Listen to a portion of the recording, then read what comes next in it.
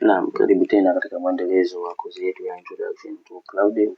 Mwalimu Baraka hapa, ikiwa tunaendelea katika kuweza kuifahamu cloud ni nini haswa, baada ya kuona kwamba cloud ni miongoni mwa familia za LLM, yani Large Language Model.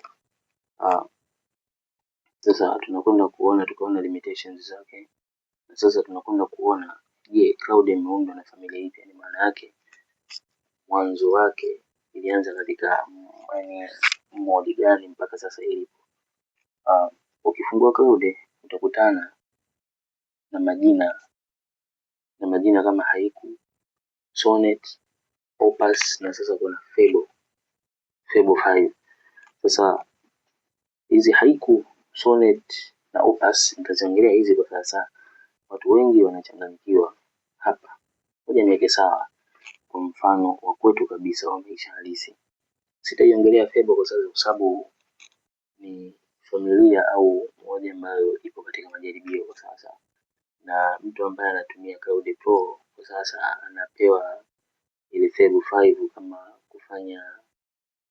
kuifanyia majaribio, anapewa time na baada ya muda kwa ajili ya kuiona ndani yake, lakini baada ya kutumia zile time ambayo anapewa kama limit, ikishaisha ile anakuwa sasa yuko katika payment mode yake mpaka alipie, kwa maana bado iko katika mchakato huo. Lakini kwa sasa au kwa leo tutaongelea Haiku, Sonnet pamoja na Opus. Sasa hii Haiku mfano wake halisi wa maisha ni kama bajaji.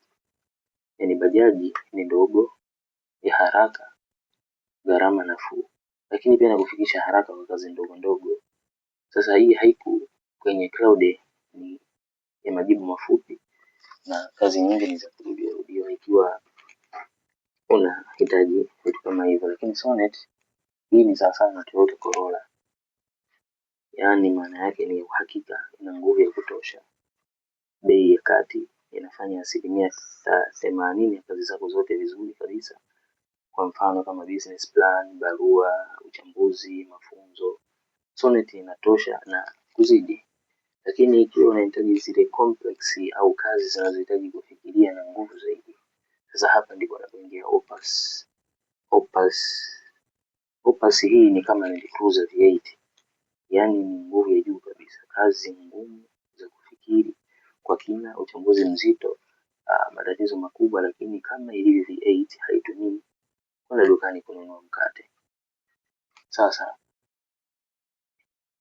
nataka kukuonyesha kitu, na hii ni kanuni ya kupa kwamba ikiwa unataka kufanya shughuli zako za kila siku, anza au tumia Sonnet.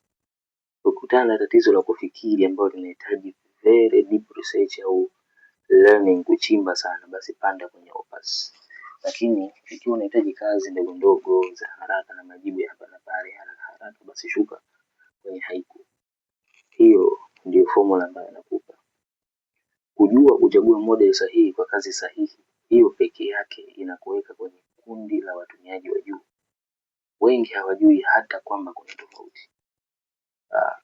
Na hata hizo Opus, kuna Opus za volumes mbalimbali, kuna Opus 4.6, 4.7 mpaka 4.8. Kwa hiyo wewe kuchagua. Video inayofuata tutakwenda kuona namna ambavyo tunaweza kufungua account na kuanza kazi kwa vitendo. Sasa tukutane katika